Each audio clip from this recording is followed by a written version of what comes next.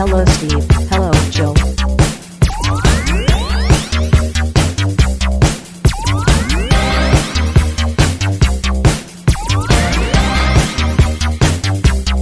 It's time to game classy. Get the alert. There we go. Hey, Recording in progress. man, what a it's that feature we said it was going to be good, and it turns out that it's pretty good. Yeah, there we go. I'm wondering if our listeners are ever going to get tired of us commenting on that recording in progress. Nah, if they're still listening to us by now, they can't get tired of anything. No, they love our nonsensical ramblings. I just meant in general. Like, oh yeah, they just have the patience of a saint if they're still listening to us by now. Patience of a saint. Oh, the good times. All right. So how to go with Jambalaya Hot Pot? Jambalaya Hot Pot has not yet made his appearance on in the game. Jambalaya Hot Pot will be showing up next Sunday. I see. Very good. Yeah. Well, his actual name is Gumbo Hot Pot, but everyone just calls him Jambalaya. That's kind of better. That's kind of better. Yeah, he's Gumbo to all of his friends, but no, he's Gumbo to his parents, but all his friends call him Jambalaya. The thing that's funny about that is that Gumbo is like almost like sounds like a legit Hobbit name. Yeah, it totally does. Like J.R.R. Tolkien's like, we shall call this character Aragorn the Ranger, also known as Strider, and what's his fancy name? Elendil, and we will call this Hobbit Gumbo. Gumbo. Yes. Aragorn, second of his name, first leader of the blah blah blah blah blah blah blah blah blah, and this one will be Gumbo Hot Pot. Yes, that's Tolkien in a nutshell. Morgoth, leader of the blah blah blahs, and this guy will be Treebeard. Mm-hmm. Yes, because he's a tree. Because he's a tree and he has a beard. Oh. I'm not suffering from PTSD from World War I. Not at all. I'm pretty sure that he was pretty open about how fucked up that war made him. Well, yeah. I always go back to the fact of like, Tolkien's like, I don't believe in any sort of subtext to my books, and then all of a sudden it's like he's writing about all the shit that he went through in World War I, and it's like, no. I think there's a distinct thing. I think people can read into things. I think what he means. I mean, obviously, this is interpreting someone else's statement, so it could obviously be wrong. But because I think it's the same. As myself, like what my opinion, because I also hate allegory. Yes. but I hate intentional allegory. If you can come off of what he wrote and you can be like, well, I this really seems to be like blah blah blah blah, reading into something I feel is different than someone intentionally using an allegory. That makes sense. I think that's what he probably, I believe that was his stance as well. I think that's what he probably meant. But I also, in reading his book, because his statement is like Gandalf is Gandalf. That's the thing. Kind of. I mean, if you actually read the book on monsters, he's pretty flat in saying that, like, no, there's no such thing as allegory. Oh, like I get what you're saying, and I think that's probably a little bit more towards what he actually like the actual outcome of his statement is, but he was pretty pig-headed about that. Like he's and it's like, it's one of those things. It's like, the nice thing about metaphor and allegory is it exists even if you don't want it to exist. It's one of those. It's like science. It's like science exists whether or not you want to believe it. It's true. Yeah, because there's, as we know, there's a lot of people who don't believe in science, and there's also a lot of people who don't believe that Warhammer should be played by anyone other than George R.R. Martin. no, well, no, it's white males Dudes who between look the like George ages- R.R. Martin. Yeah, white males between the ages of like 18 and 65. Or not would say, even dude- 18. Let's say, I would say exclusively dudes who look like George R.R. Martin. yeah, like well, dudes from 25. No, the exclusively by dudes who look like the bad guy from Pee-wee's Playhouse, from Pee-wee's Big Adventure. Oh yes. What's his name? Fuck. Put it up on Oh, the he Facebook has- page. Fuck. I can't remember his name. It was so good. Not Sherman. Was it Sheldon? No. Let me see. I could look this up in 2 seconds. Yeah, you got to do it because that was fucking great when he's chewing that fucking gum and that like black goo comes out of Francis. his It's mouth. Francis. Francis. Oh, I Francis. see you have mine. I like that bike, Pee-wee. My father says I can have anything for my birthday. That movie's so fucking Yeah, weird. but that's kind of what, in my opinion, if like you say like a Warhammer player, like that's the person who comes into my head. Like, there's also but there's also the older guys, but I think a lot of them have died, Steve. I think a lot of them died. They Yeah, didn't it's make it through possible. COVID. They didn't make it through their third heart attack. It's possible. Their 13 heart attacks, or as I like to call it, a baker's dozen. A baker's dozen. Uh, As for me, I say, let's get down to business to and fall defeat. in love with femboy twinks. I like how you're all about the Shang is in love with is angry that he's in love with a girl and not a femboy twin. Yeah, he was all in the femboy twink, and he's just like, I've been deceived. Deceived. Are we allowed to say femboy twink anymore? Yeah, you can say femboy twink. Okay. That's totally fine. That is gratis. That is a gratis, non-derogatory statement. Okay. I just want to make sure it's non-derogatory. It might be, for all I know. I'm a little outside that area. I'm very accepting of that area, but I'm outside of it enough to know that the terminology might be offensive or not. I don't know. So I don't know. I will defer to you on that matter. He's a hot femboy twink. Okay. Who am I to argue? It's very true. But let's talk about how the Warhammer community is once again destroying itself from within. Have you heard about the sodas thing? I've heard about nothing. So you'll need to bring me up to speed on just about everything. So one of the animators for that Warhammer streaming service, is Sodas, I believe is his name. He has a YouTube page. He does decent animation. He's done a lot of stuff for Titanfall, Fallout. The only animator I know is the one who does the Ultramarines, who does like the crazy high quality CG ones. That's the only, but the that's the only animator I know of. Yeah, I think it's just what was that called? Was it just called Space Marine? Something like that. Yeah, I think it was just called Astartes or something. Oh, Astartes, that's what it is. Sorry, Yeah. people. You know, Yeah. My thing is I think YouTube and most of all social media is trash. It's awful. You should never go to any of it. Period. There's nothing good that will ever be found on any of it. But when it's relative to the gaming community, I like to keep my finger somewhat near the pulse, maybe about a meter away. I'm going to go metric on that. But Sodas was a guy who did some 40K animation. I didn't even know about this guy. Apparently, he's a thing. So but apparently he's been bullied out of the 40K community because a bunch of jackasses decided to harass him for signing on with GW. Now, let's put it this way. Okay. Wait. So he signed on with Games Workshop, and a bunch of Games Workshop fans harassed him? Yeah, fans is in quotation marks. Right.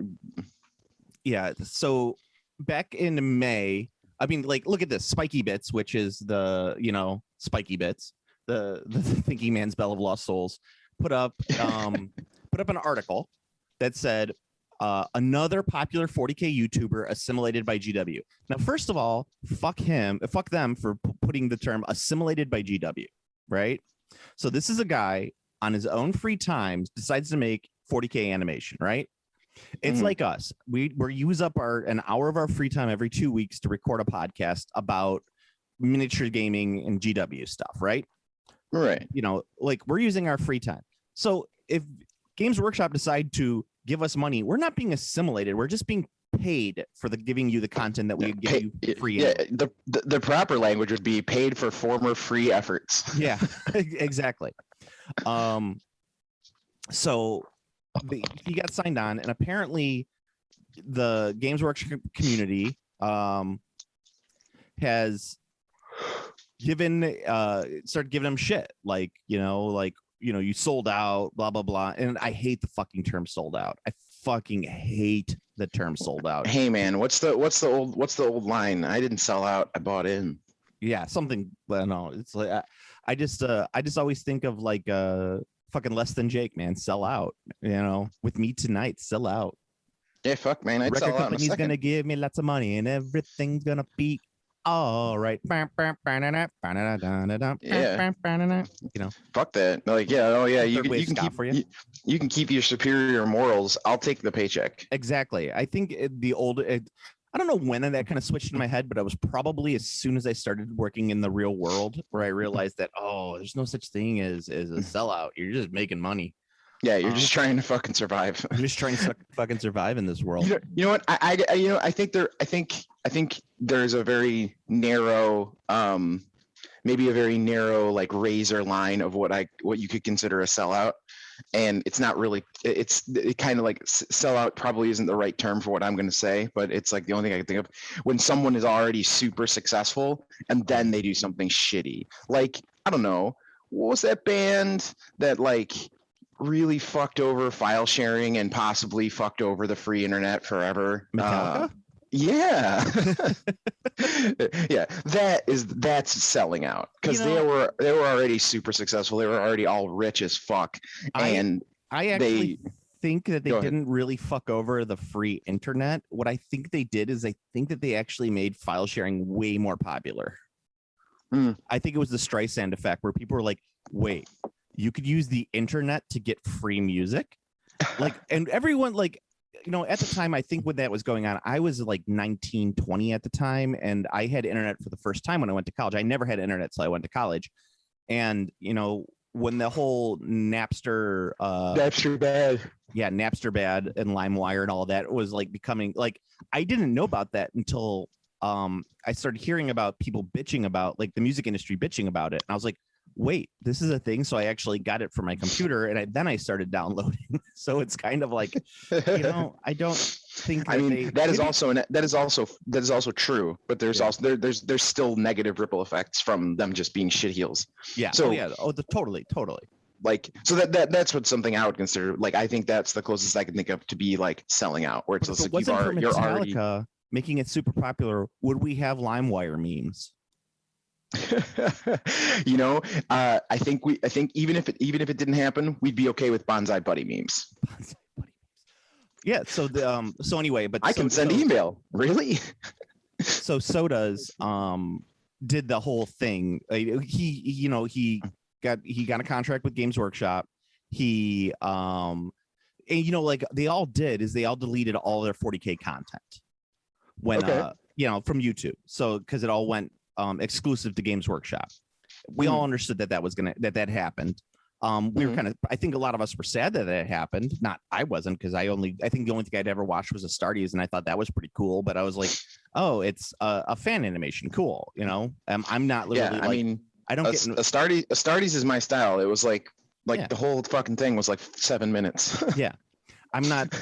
I don't get invested enough where I'm like, I have to watch this every day because it's the only way I can get through myself in the morning. If some people have to do that, I think you need to find more clinical help at that point. I suggest HoloLive. You should get really into HoloLive. HoloLive, okay. Yes. And so what they do is they harass this guy like they do. And now he's like, you know what? I'm done with 40K. I'm not going to do anything else.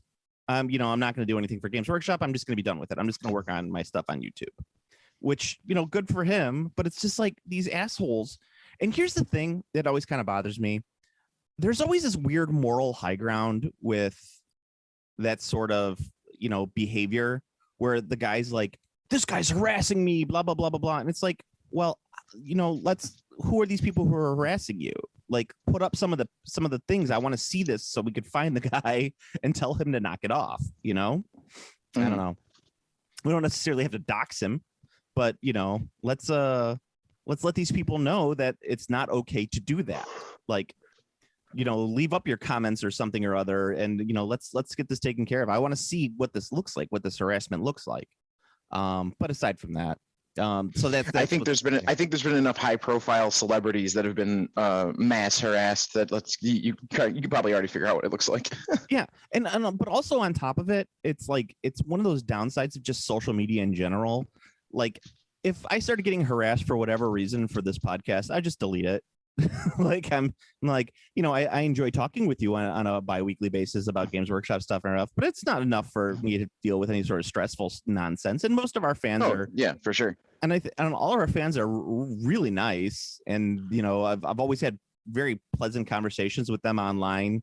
But that's I think the most I also think the most negative comments we've had are mostly just kind of humorous. Like, yeah, they used too many curse words. 1 star. Yeah, exactly that sort of nonsense. And it's like, and if anyone ever posted, and then I just fucking like that.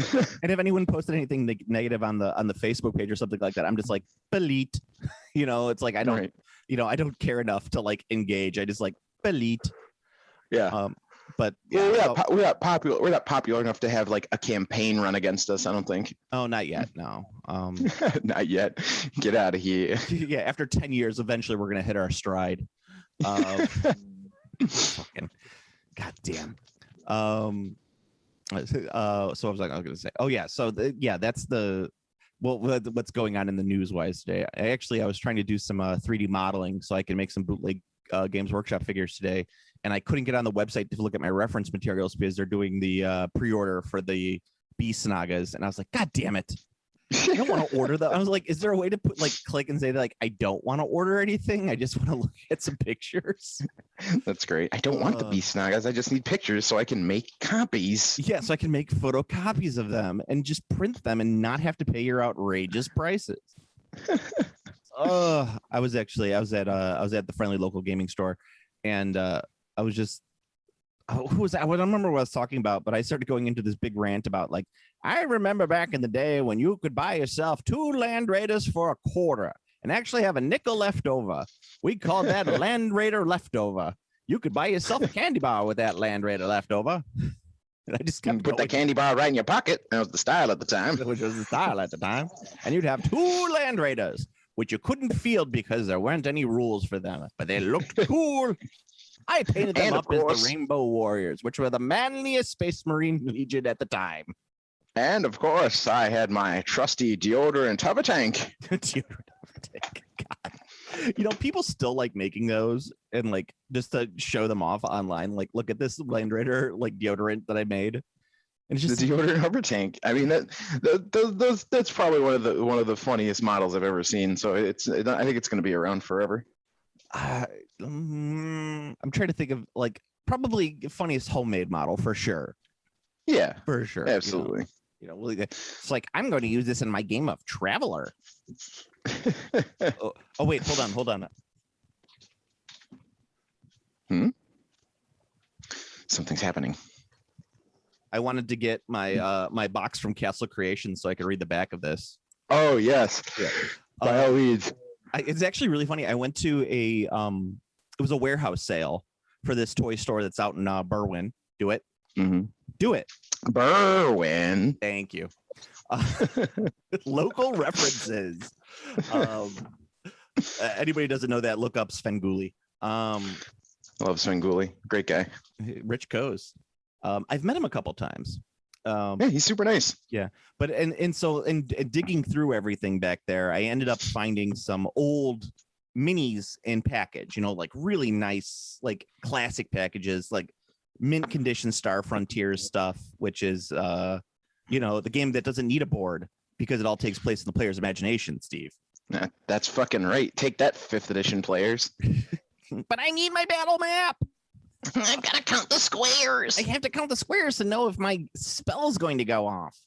But anyway, I found a one package in a beautiful box for Castle Creations. I really thought the figure was fucking terrible. It is a Oh, I god love it. It's a- I love that figure. I'm in love with that the figure. Castle Creations Shiva. It's like the flash on there. It's so good. The flash it's on so the good. model is like half the body weight of the figure. Yeah, I mean, it seems like it seems like the Flash is like 100% perfectly like encapsulating the entire model, which is great. Yes. But the box is gorgeous. And on the back it says, "Are you tired of high prices and wimpy heroes and monsters? Want characters that look tough enough to survive the deadliest adventure? Come to Castle Creations. From the deepest dungeons to the farthest reaches of the universe, our figures lead the way in your adventure game."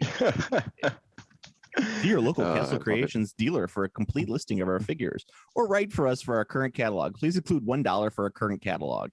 Castle Creations, 1322 Cranwood Square Street, Columbus, Ohio, 43229. I bet you that's someone's house, in all honesty. I just gave away probably. someone's address.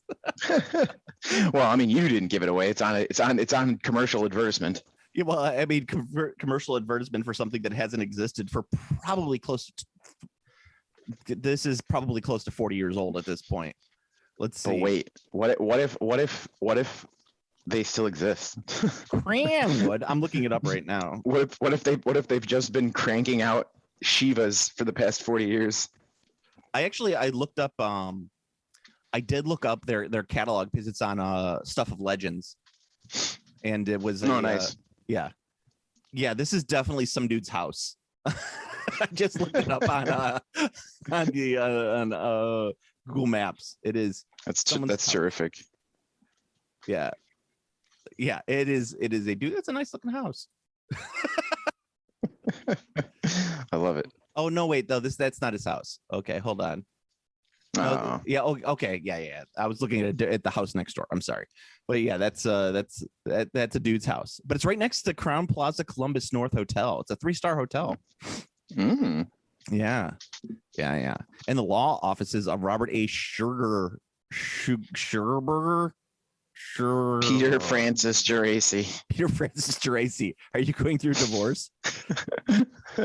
Well, DP, another local reference for people, the Chicagoland community. Peter Francis Geraci. No, but yeah, And I mean, we got to hit with the nuclear 773 202. Luna.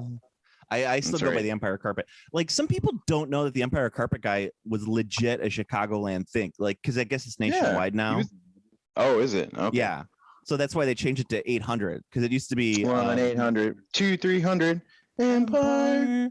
Yeah, because it used to be 312, as the area code, Yes. the old Chicago area code. But yeah, the people like they're like, what? That's not. It's like nationwide. I had no idea. But anyway, Well, congratulations to Empire Carpet. I love. I've talked about this before. I think it was way back when I was doing Planet Arbitrary. I love local commercials, and I didn't realize how wonderful they were until I was older, to like truly appreciate like Gulf Mill Ford with the Push guy it. with like Tow it to Gulf Mill Ford. that And you that know, old you're- lady on Grand Avenue. that the guy who's like, your old car is worth money, and because like Victory Auto Records. Victory Auto Records, and they give him like $60 in like old $20 bills. Like someone, Yes. Yep. I read some article, I think it was probably in like the Tribune, where they were saying like that commercial, which they made for like $10, has like aired over 1 million times. Yeah, that old like- car is worth money. That Victory Auto Records commercial was like, I believe it was the longest running commercial of all time. It could very well be. Then Because they made a big deal when they were doing a new commercial. They actually had like a paid contest where if you won, they would pay you to work on their new commercial. I don't doubt it. It's probably at least the longest running Chicagoland commercial. Yeah, it was pretty legendary.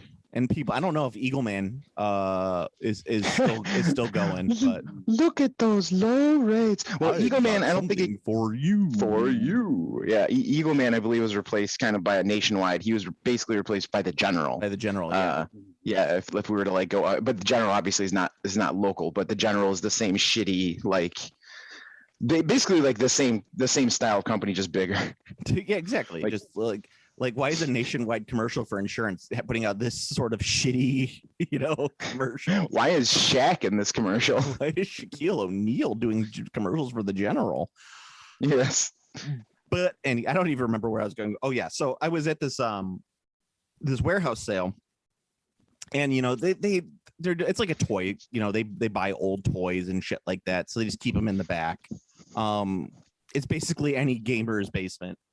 And I asked them, I go, do you guys have any D&D stuff? And they're like, oh yeah, there's a whole pallet in the back, right? And I was like, what, a pallet? So I go back there and there's a full pallet of TSR boxes, like literal cardboard boxes with TSR stamped on them. I was like, oh, this is really neat. So I started opening them up, and literally there was only 3 different books in this entire pallet. Like, and they were all from Birthright. And I was like, ugh, this is the worst. That's great. You thought you found gold. I did think I thought I found gold, and it was like 3 different books from Birthright. There was 2 novels from the old AD&D novel series, where they had the red lettering where it was like Advanced Dungeons and Dragons. Yeah. But I didn't know. I don't collect the novels because I never really liked D&D novels. I always thought they were kind of really low quality, even by pulp fantasy. Yeah. By pulp fantasy standards, they were low quality. They're definitely not great. Like the best of them is the Drizzt stuff, and that stuff's not that great. And that stuff didn't come until way later. Yeah, well, this was about that era. Drizzt didn't start until 3rd edition, like the 90s. I'm pretty sure. Really? Am I wrong? You? I might be wrong. I thought I thought he was a product of 3rd edition Wizards of the Coast. I thought he was a product of Wizards of the Coast Dungeons and Dragons. I might be wrong, but I was fairly certain that Drizzt didn't start until then. He was a fictional character appearing in. I'm trying to look for his first appearance. Let's see. Homeland was the first book that came out in 1990, so definitely 2nd edition. Okay. Yeah. So he made he bridged the gap between. Oh yeah, I know. I should have known that because he's in the video game Baldur's Gate 2, which is Advanced Dungeons and Dragons. Dungeons and Dragons Advanced. I won Dungeons and Dragons, and it was advanced. So he bridged the gap between editions. All right, fair enough. Yeah. I just remember the Wizards of the Coast Drizzt books the most because oh my god, so many people just come in and just be like, you have the new Drizzt book? Yes, here. Yeah. Thanks. Bye. And I will never forgive R.A. Salvatore for making a character whose name is fucking impossible to pronounce. Yes. I mean, you don't have to do that as a fantasy writer. Like it's fine that you want to put look, all I'm saying is that Elminster is a fucking fantasy as shit name, but it's really easy to say. Yeah. And you hate Elminster too. Fuck Elminster. Fucking overpowered self-insert bullshit character. Good old Mary Sue's. Well, I guess he's not really a Mary Sue, but yes, he'd be a Gary Stu. He'd be Gary Stu. But yeah, so I'm going through this. I got so mad, but they did have the boxes of the magic item cards and the psionic power cards too. And I was like, oh, I could buy these. Like they had a whole 2 boxes full of these, right? And so it's like, oh, I brought them up there, and the guy was like, we're selling these for $60 a piece. I'm like, fuck this. I already have them. I was just gonna, it's always nice to have a nice sealed one, but whatever, fuck you. But I ended up buying some of the old figures in the package because I was like, you know what, I love the old packaging on those. I don't want to. I'm probably never going to paint them or anything like that, but I will definitely put them on display. It looks great. You know what you should do. You should ascend and become the. Do you know the Angry Video Game Nerd? Yes, I do know Pat is a very big fan of the Angry Video Game Nerd. Have you ever seen his movie collection? No, I have not. Okay, so this won't be quiet. But here, I think it's one of the coolest ways I've seen to display a collection. And normally I'm not big on collections in general, but I really like the idea that he did. So his movie collection, he's got just like an absolute like disgusting amount of movies. But the way he displays them is his basement looks like a video store. Like he has video store advertisements. He's got a counter. He's got like the shelf pop up displays, and like all of his videos and movies and games are laid out as if it was a video rental store. You know, I've seen. I just looked it up online, and I've seen this before. Okay. And yeah, like that's kind of what I want to do. Once you should set your gaming collection up like you're a fucking like a trashy ass hole in the wall game store. I kind of want to do that, and that was like insight into Joe's world. I'm looking to buy a new house. We're kind of outgrowing the house that we're in. Our house is a wonderful house. It's small. I have 2 kids. They're both you couldn't have possibly picked a worse time to buy a house. No shit, especially in the town that we're looking to buy, because it's not a lot of inventory is what they call it in the town anyway. But anyway, so I was gonna buy this. There was this one house that we really fucking loved. It was a ranch style, so it was all one level. Huge layout. They had built an addition onto it, so it was like a really cool master suite on there. But the cool thing is it had a murder basement, right? One of those old school stone cellars, but it was huge, monstrously huge. And what on top of it, what was great was when they built the addition on the house. Did it have the drains? Yeah, it totally hit. Well, like all houses out here have the sump pumps and the drains and everything like that. There's like there's I guess I should clarify. They all have drains, but there's something that I call the drains, which is like there are like multiple of them in the basement, and you're not quite sure why. You just like you look because like I that was my one of my high school friends. His house had that. Like that's where the I coined the term the drains. Yeah, okay. Because we went down there and like it like we've talked murder basement before, but like holy fuck, murder basement. I was just like, why are there so many? Like, what the fuck did people do down here? No, this one only had 2. But what was cool about this house was that when they had built the addition onto it, they had built an addition onto the basement, right? So you go down there and there was literally one whole wall has like this hole just like smashed into it with like a sledgehammer to make room to this other, massive room because they built on for the addition. And I was like, this is the fucking coolest thing I've ever seen. The room was gigantic. And it was like a guy's workshop. Like he literally did work down there, and he had like a vent fume in there and all of these like electrical sockets put in there. And I could have easily, like the size was perfect enough to turn it into like my own personal game store. Right. Nice. Like I could put in the shelving, I could put in like the peg work, I could do all sorts of stuff and turn it into like a mini not games workshop, but a mini local gaming store for myself, and put a table in there. Also have my desk, to work and stuff like that, and my display cases. It was like perfect. But unfortunately, like I had just gotten my new job, and I was like, I had to wait to get the new job before we put in the paperwork to get, all the stuff and everything like that. And as soon as we put it in, the guy was like, they just went under contract yesterday. I was like, God damn it. So I lost out on that one. But like, that's what I really want to do, is I want to make like a mini game store in my house, just so I can have that feeling of like not having to go to an actual game store, I like it. Well, plus you can make it a time capsule, which I think would be an important component to it. Because you wouldn't make it look like a contemporary game store. You'd make it look like a game store out of the late 80s, early 90s. Oh my God. There's this one local gaming store that's by us. It's one of the card game ones. I'm not going to give its name because I'm about to shit on it. It was the worst game store I've ever went into in my life. I walked in there and it was half the lights weren't working. Nice. The entire place smelled of like fried food. Like someone had gone, that smell like in a game store after someone goes to Portillo's and gets like a dipped beef and they bring it back with the fries, the cheese fries. Mm-hmm. Like that was the smell of the store.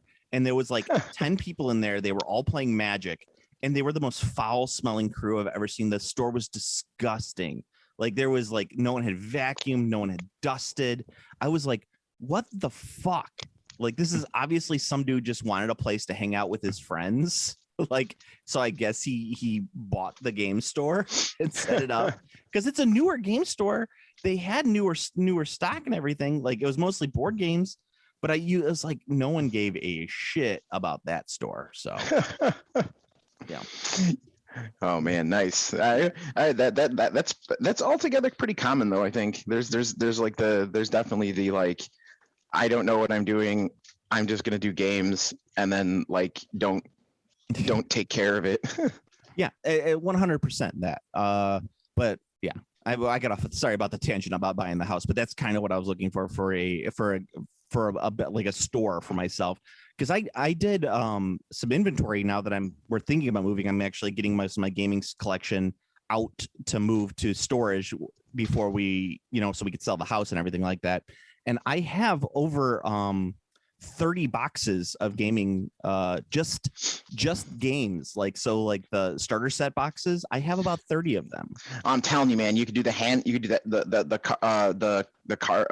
construction paper, exploding cutout sign that says "New Arrival" taped to like one of the shelves. Put like your newest game acquisition there as you collect. Yeah. Oh man, you could do some good stuff. All I'm saying is you could definitely farm the fuck out of some karma on Reddit. I could, but my biggest issue is that I used to have massive amounts of blisters, right? Because when Games Workshop would have like the discount blister box, remember that one? Oh yeah, that was always the best. Yeah, fire Games sales. Workshop, yeah, when Games Workshop would run a local gaming store out of business, and they would ship all of the excess inventory to the bunker. And so they would sell off the excess inventory at like, rapidly discounted prices. And as an employee, I'd get it even cheaper. So I had thousands of not thousands. I probably had close to 100 blisters at one point. But I took everything out of the blister and put it into storage, which is actually smarter in the long run because it saves way more space. But Right, I kind of it saves a regret ton not of having space. blisters, Well, I mean, you can always do. I think you could come with an inventive solution to make that look like a store decision. I mean, I don't know. You haven't seen my office in a while, but I do have like the old VHS plastic clamshell cases that I put with miniatures, and I write on the spine what the miniatures are. Nice. So it's like, it'll say on there like high elf white lions, and inside I'll have like 30 or 40 white lions inside the plastic clamshell. It's a nice solution for myself, but I only do it with metal minis. Yeah, obviously. I have some plastic stuff. I don't know. Plastic has been not great for me. So I just always feel like I lose shit. I don't take care of plastic as much as I take care of the metal stuff, which is what you need to take care of the plastic more, but whatever. Yes. This is inside the mind of a gaming collector. So I'm sorry for the nuts and bolts of all of this, considering that there are maybe like 3 collectors out there and I am one of them. No, there's definitely I think you might be a little more targeted, but like, no, there's an absolute mountain of game collectors. That's not even close. Yeah. Like that's not even, you are definitely not in a minority there. There's a fuck ton of people who just collect. Yeah. And people also, which I always think is so weird, is they have very specific wants. They want miniatures from, second edition 40K or like Old Hammer stuff is something completely different. Let's not even talk about Old Hammer collectors. They want stuff from when they were playing the most. Yeah. But That's what they want. They want stuff from when they were playing the most. Most people now are like want second edition 40K box sets and 5th edition fantasy box sets. Those are the 2 box sets that most people really look for, and they want it sealed. In package is what they're looking for. Good luck with that. Yeah, I mean, the prices are outrageous right now.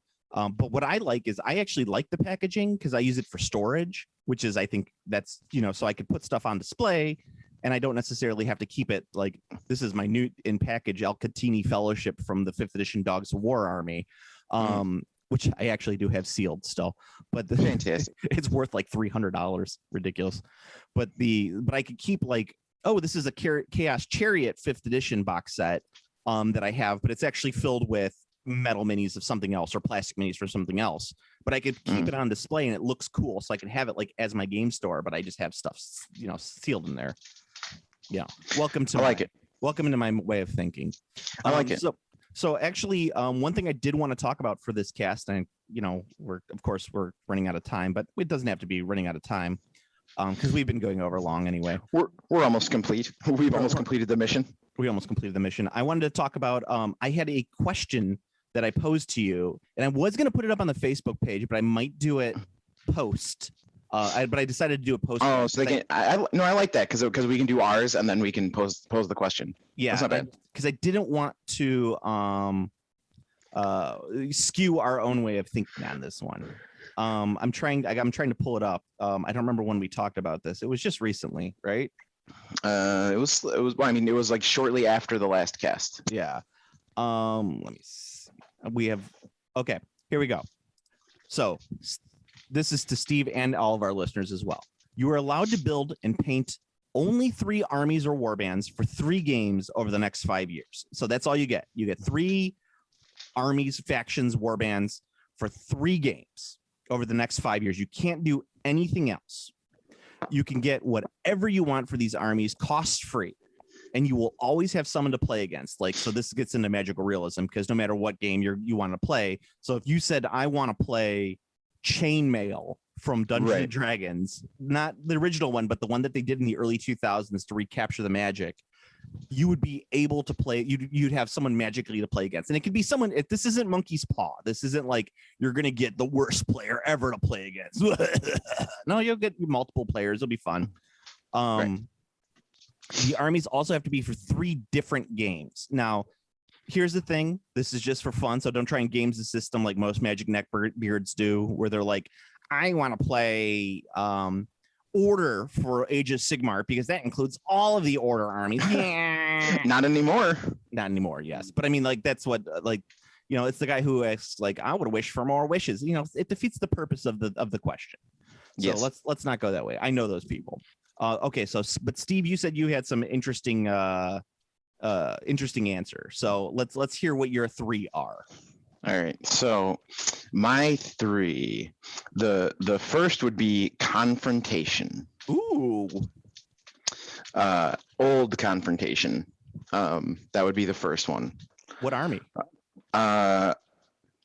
I'd do the alchemists, the scorpion dudes. Okay, the scorpions, the alchemists of Deers. Yeah, the alchemist dudes, because they're cool as shit. All right. That would be the first. Okay. The second obviously would be War Master. Okay. Because I mean, like, that one's not surprising. Yeah. Which faction? I'd probably I'd probably do like Lizard Men, I think. Really?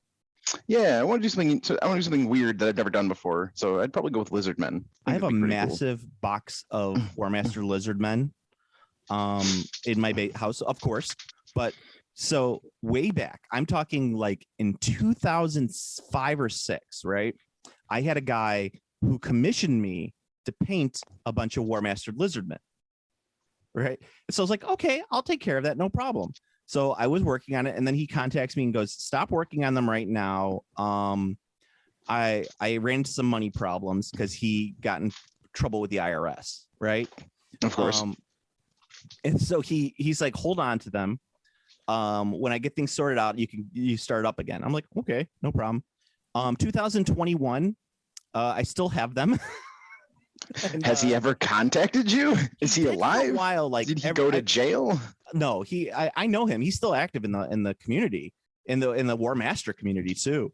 And he was like, and at that point, I was like, he was just like, you still have those? And I was like, yeah, I still have them. And he's like, hold on to them. I'm gonna try and get back to him at some point.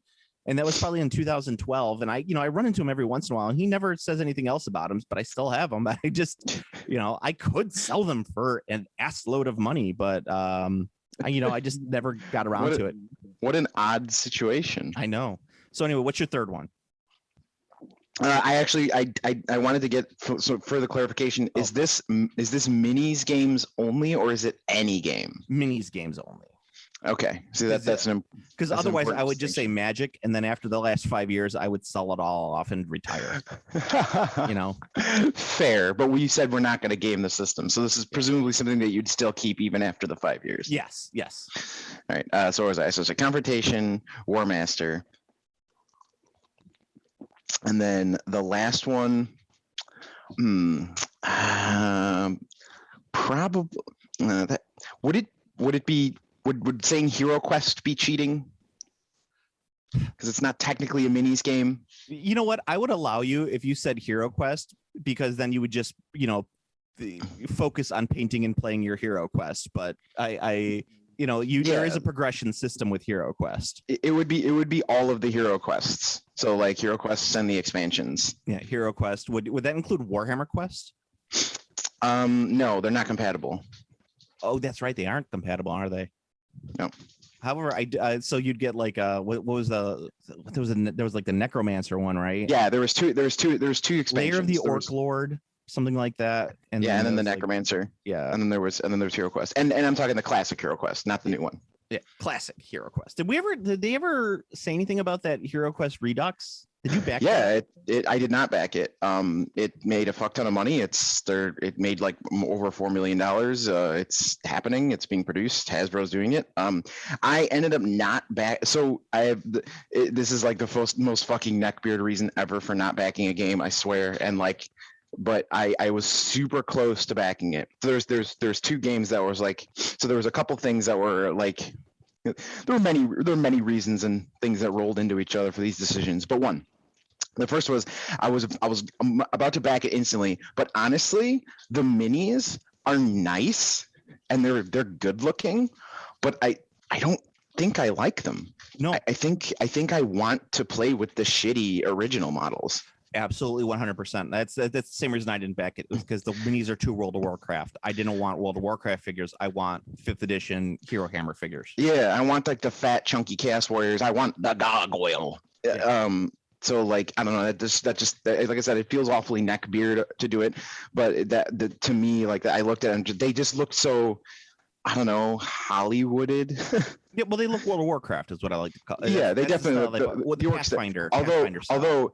although I am absolutely here for the thick orc women, Yes. like at that. I would take the thick orc women and put them into the old mod. I don't care if they don't look anything like the old Hero Quest games. I want the thick orc women. Which is like. You bring that up, and I never thought about this until you literally just said this, but I'm kind of surprised they didn't do female orcs for Dominion.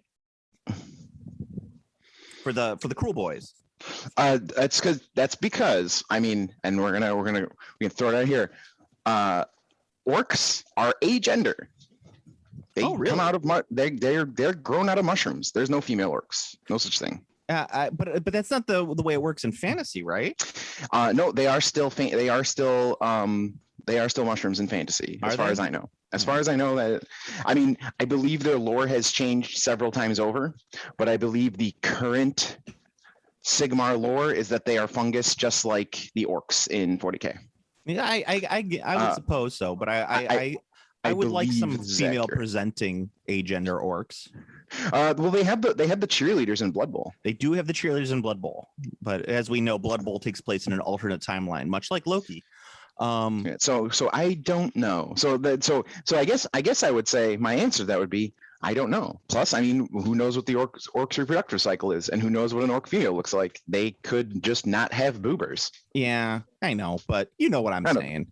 I get what you're saying, but I don't think that's Yeah.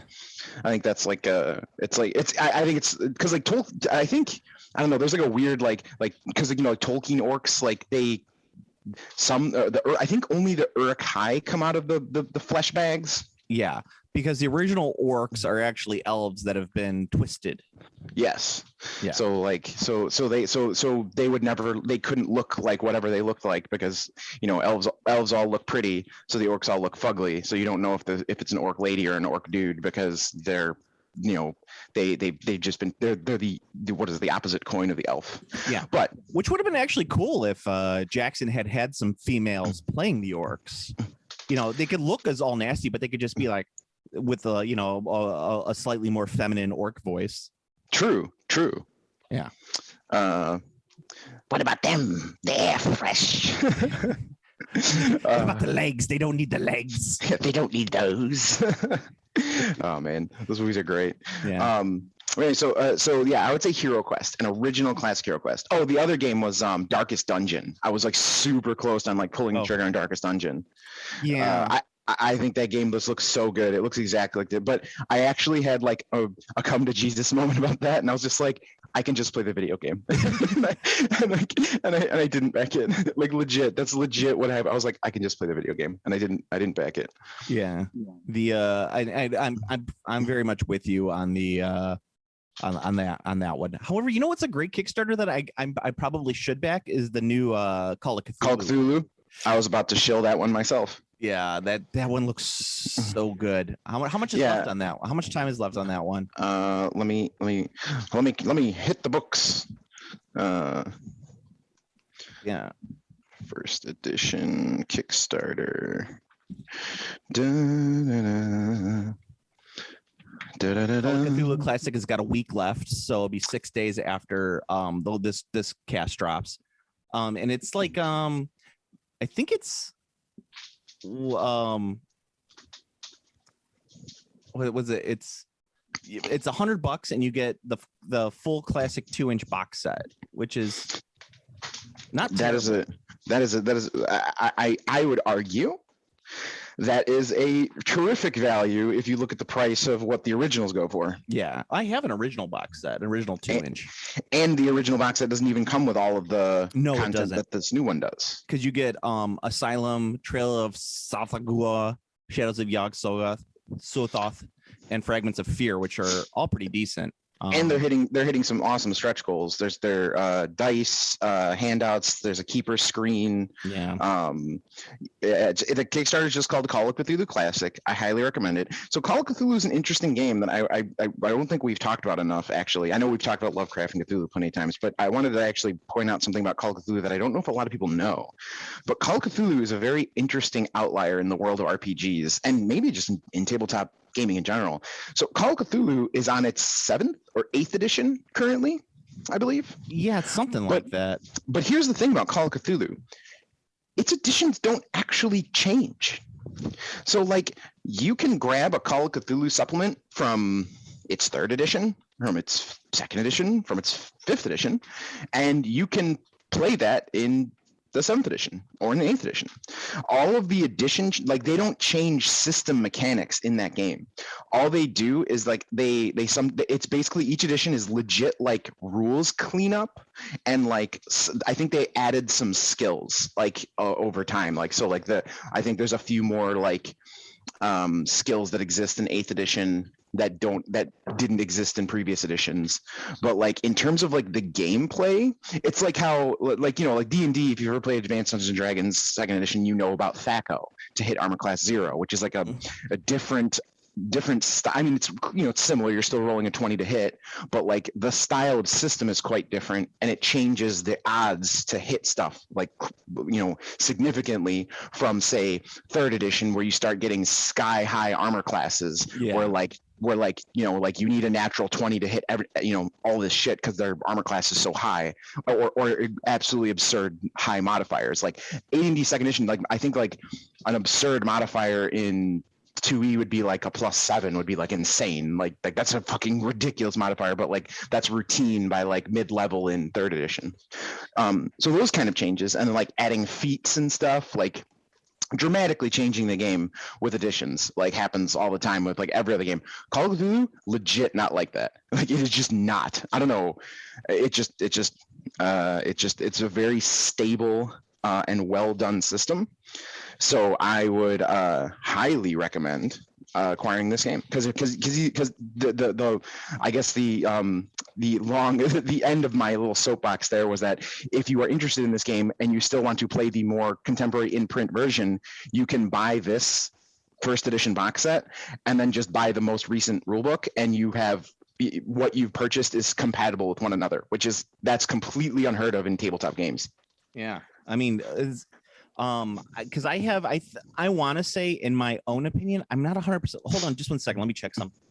Sure. I think what in my head when most people say Call of Cthulhu as a game is the 5th edition box is the 5th edition. If you look at the 5th edition stuff, you're like, oh yeah, that's pretty much the Call of Cthulhu that's in my head. But I'm also older than a lot of people, so younger people might have a different edition in their head. But 5th edition is what I always think of when I think of Call of Cthulhu. And I have a couple of the supplements from them, and it's a wonderful game. I did happen to come across the old 2-inch box set for Call of Cthulhu, which I think is the 2nd edition set. Not 100% sure on that. But when I got it, the only thing that was missing from it was the Call of Cthulhu part of the supplement. I have pretty much everything. It almost came complete. It had the map, it had the dice, it had the source book for the 1920s. It was just missing the main rule book, which I had anyway. Not the 2nd edition one, but I have the 5th edition one. So it's like a really cool box set to have. And I really, think anybody who's interested in Call of Cthulhu in and of itself should buy this box set for $100. Back it. I'm very surprised it's only made like $500,000, not even $500,000, but it's for what you're getting. It's probably one of the best Kickstarter RPG starter sets I've seen in a long time. Yeah, for sure, no question. Especially like it has a good pedigree, so you're getting a decent game. And exactly. It's not a new game. There's no surprises. Yeah, there's no surprise on there. There are no minis in Call of Cthulhu. Period. Like you could buy Call of Cthulhu minis. Oh, they do the cutouts. Yeah, but it's not a mini game. It's not a game for minis. No, the cutouts are useful though because they have they're just useful to show positioning as always. Yeah. And but you don't need like a map. Like I think they I think they describe the cutouts because they're silhouettes. Yeah, character silhouettes that can be cut apart and used to show the position of the investigators and the minions and monsters they meet. These figures can make everyone's actions much more understandable. But that's all that is. It's an understanding aid. It's not this is how you play the Call of Cthulhu board game.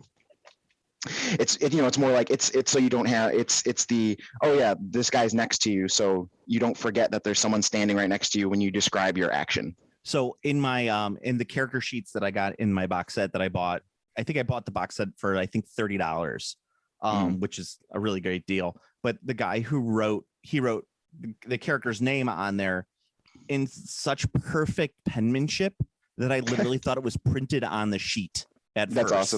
That's awesome. I looked at it, I'm like, wait a minute, this is pen. I'm like, this guy's penmanship is so perfect. Were you jealous? I am jealous. I have terrible penmanship. Like I actually like my cursive is very flowy, and I think I heard someone describe it as old timey before. But my actual like normal writing, like my letters, just all look like your block lettering. Like if a handwriting expert from the 1970s looked at my handwriting, they'd be like, "We have to arrest this man right away. He's the Zodiac killer." That's great. Yeah. That's one thing that people have always complimented me on is they say my penmanship is excellent. Yeah, I definitely do not have excellent penmanship in no way, shape, or form. So like, is there anything else I wanted to talk about for today? We showed the Call of Cthulhu Kickstarter. We talked about weird shit. I think we're good. You think we're good? Yeah. I just talked about how HeroQuest is the greatest game in all the land. Oh, I never went over my. He saw the gargoyle and he said he's got to get into that, and he was right. I never went over my games, which. Oh yeah, you should. Yeah. I would do. I would in reality I would pick any faction for Horus Heresy. It doesn't matter really. I would pick I already have 3 Horus Heresy armies, but I think in part of this is because in order to have people to play against and to have like legitimate models would be very nice to deal with instead of all my shit that I deal with normally. So let me think. I would probably do Iron Warriors. I think would be a cool one to do for Horus Heresy.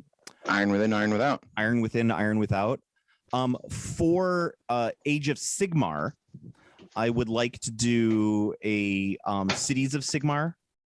Nice. That's a good choice. Because there's a lot of stuff on there, and you could do a lot of customizable stuff for Cities of Sigmar.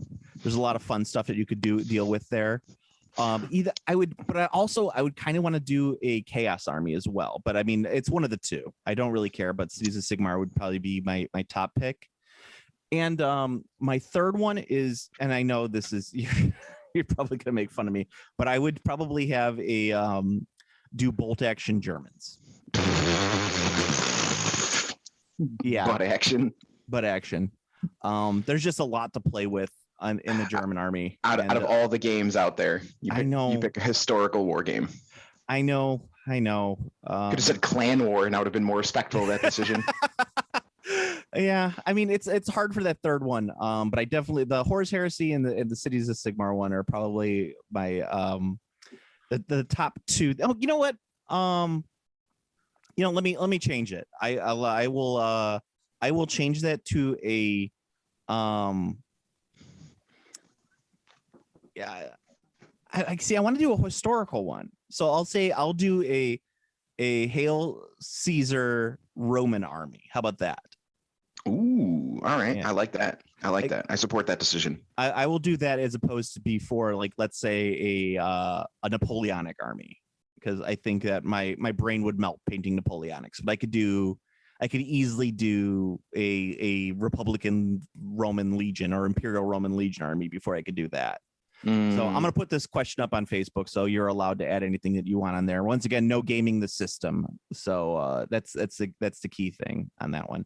But however, Warhammer Quest would be a good one, because there's a lot of Warhammer Quest supplements, No, it'd also be good. Yeah, for sure. Because you'd get Curse City. You'd also get Blackstone Fortress. So you get best of both worlds in that one, and all the supplements for Blackstone Fortress. So that's quite a bit. Unfortunately, there's not going to be any supplements for Curse City. This is true. Womp womp indeed. Yeah. All right. So go to the Game Classy Facebook page is the best way you can get in contact with us. You can like, comment, subscribe on the iTunes, like, comment, subscribe on the YouTubes. You can follow me at the Game Classy Joe. That's my Instagram handle. Right now I am I'm just finishing up my my Adeptus Titanicus Legio Grabowski, which is my Chicago focused Adeptus Titanicus models. I think they look great. I use the Chicago flag as the paint scheme. That's the reason why I call that. Yeah, it's a good paint scheme. It is. It's a fantastic. Like the Chicago flag is one of like the top 3 flags in the world, in my opinion. Not just because I'm from Chicago. You know what I'm saying? Yeah, no, it's a good color scheme, good aesthetic. Yeah. Surprisingly, the Washington D.C. flag is up there pretty high in my opinion, but it's kind of just like the Chicago flag, so it's not, it's easier to paint to than the Maryland flag, which is the goofiest shit flag in the United States. However, it's better than the Illinois state flag, which is one of the worst state flags out there. True. That flag makes no sense out there. Canada has a great flag. I think if I could do like a Titanicus army with the Canada flag, I'd do that. Put a big maple leaf right in the center. Well, you would do the Japanese flag if you could. I mean, it's the same thing as the Canada flag. Well, no, because it's a white field with a red thing in the center. Yeah, just a red circle in the center, which is instead of a red leaf. That would be a fairly decent paint scheme for a Titanicus, It probably would be, yeah, actually. Yeah, yeah, it would be pretty good. Joe, can you 3D sculpt a samurai helmet onto a Warlord Titan head? I bet you if I did that, I can make a lot of money on like 3D. Make some Shogun Titans. Shogun Titans. Oh. By the way, have you gotten the worm yet that I sent you? I have not gotten the worm yet. All right, it should be coming in the mail like either today or tomorrow, or today or Monday. I'm hotly anticipating its arrival. So I made that slug, and then I gave it to my wife, and she sent it. She says she's the one who sent it out in the mail, and she brought it to work. And of course, like 2 people at her work immediately saw that and were like, "Can he make me one?" I'm like, "God damn it!" All right, I'll make it, but I'm not gonna like it. Yeah, and it's gonna have those little nodules on it. You could just sand those right off. Normally I would do that for you, Steve, but I'm like, Steve is an experienced hobbyist. He could take care of this himself. Indeed. And you could follow Steve. He is at 420 Blaze It on Reddit. I don't know. If you want to get in touch with me, just DM the Facebook. Just DM the Facebook is the best way. So Steve, until next time. If you are a femboy twink, my DMs are open. Until next time, are you tired of high prices and wimpy heroes and monsters? That's gonna be the tagline of this cast. We should work it into the intro. Just make it the intro. Tired of high prices and wimpy heroes and monsters? Listen to Game Classy. Want characters that look tough enough to survive the deadliest adventure? Come to Game Classy. Yes, I think we should re-record the intro with that. I like it. With like a with some shitty DRM free 80s sounding music. I'm in.